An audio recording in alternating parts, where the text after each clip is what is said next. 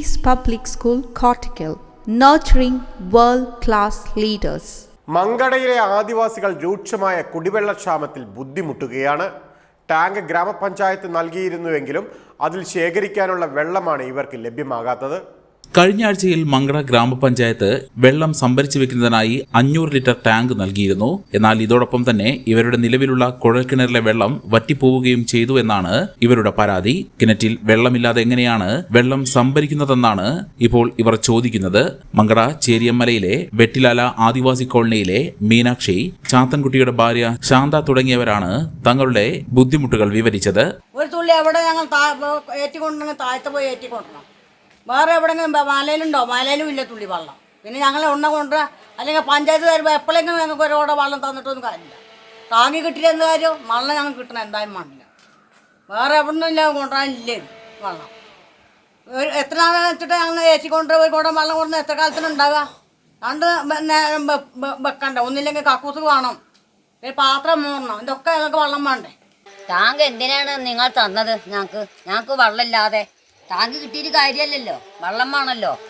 എൻ്റെ ചെറിയ മക്കളും കുട്ടികളും മക്കളൊക്കെ ഇവിടെ പട്ടിണിയാ. താഴത്ത് കൊണ്ടുവന്നാണ് ഏറ്റി കൊണ്ടുവന്ന് ഈ പള്ളയിലുള്ള പെണ്ണുങ്ങളെ കുഞ്ഞു കുട്ടികൾ ഏറ്റി കൊണ്ടിട്ടാണ് ഇവിടെ കുടിക്കുന്നത് വെള്ളം. എങ്ങനെ ഒരു ടാങ്ക് വെള്ളം കിട്ടിയിട്ട് കാര്യമല്ല. ഞങ്ങൾക്ക് ഒരു തുള്ളി വെള്ളം കൊണ്ട് ഞങ്ങൾക്ക് ഒന്നും ആവില്ല. നിങ്ങൾ എന്തെങ്കിലും കണക്കായത്? സർക്കാർ ഇങ്ങനെ കാട്ടാൻ ഞങ്ങൾക്ക് ഒരു തുള്ളി വിഷം തന്നാൽ മതി, വേറെ ഒന്നും തരണ്ട. കള്ളിക്കൽ പാറമടയിൽ കഴിഞ്ഞിരുന്ന ഇവരെ 2015 പട്ടികവർഗ വകുപ്പ് വെട്ടിലാലയിൽ വീട് വെച്ച് താമസം മാറ്റിയതിനു ശേഷമാണ് കുടിവെള്ള പ്രശ്നം ഉത്ഭവിക്കുന്നത്. വീട് നൽകിയപ്പോൾ കുടിവെള്ളം നൽകാൻ അധികൃതർക്ക് കഴിഞ്ഞില്ല. തുടർന്ന് വർഷങ്ങൾക്ക് ശേഷം നിരന്തരമായ ആവശ്യത്തെ തുടർന്ന് മങ്കട ബ്ലോക്ക് പഞ്ചായത്തും ഗ്രാമപഞ്ചായത്തും ഓരോ കുഴൽക്കിണർ കുഴിക്കുകയുണ്ടായി. എന്നാൽ ഗ്രാമപഞ്ചായത്തിന്റെ കുഴൽക്കിണറിൽ മാത്രമാണ് അല്പമെങ്കിലും വെള്ളം ലഭിച്ചത്. വേനൽ തുടങ്ങുമ്പോഴേക്കും ഈ കിണറ്റിലെ വെള്ളം വറ്റി തുടങ്ങും. 6 കുടുംബങ്ങളാണ് കോളനിയിൽ ഈ വെള്ളത്തെ ആശ്രയിച്ച് കഴിയുന്നത്. മഴക്കാലത്ത് കാട്ടരുവികളിലൂടെ വരുന്ന വെള്ളവും ഇവർക്ക് ഉപയോഗിക്കാൻ കഴിയും. എന്നാൽ വേനലാകുന്നതോടെ എല്ലാ ജലസ്രോതസ്സുകളും വറ്റും. പിന്നീട് 1/2 കിലോമീറ്റർ കുത്തനെയുള്ള മലഞ്ചെരിവ് താണ്ടിപ്പോയി വേണം വെള്ളം തലച്ചുമടായി കൊണ്ടുവരാൻ.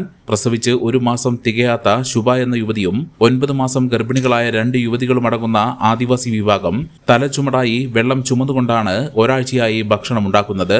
ഇവർക്ക് സ്വന്തമായി ഒരു കുടിവെള്ള പദ്ധതി തുടങ്ങണമെന്ന ദീർഘകാലത്തെ ആവശ്യത്തിന് ഇതുവരെയും പരിഹാരമായിട്ടില്ല. അതിനിടയിലാണ് ഗ്രാമപഞ്ചായത്ത് ഫണ്ടിൽ നിന്ന് 500 ലിറ്റർ വീതമുള്ള ജലസംഭരണികൾ ഈ കുടുംബങ്ങൾക്ക് നൽകിയത്. എന്നാൽ വെള്ളമില്ലാതെ ഈ ടാങ്ക് കൊണ്ട് എന്ത് ചെയ്യുമെന്നാണ് ഇപ്പോൾ ഇവർ ചോദിക്കുന്നത്.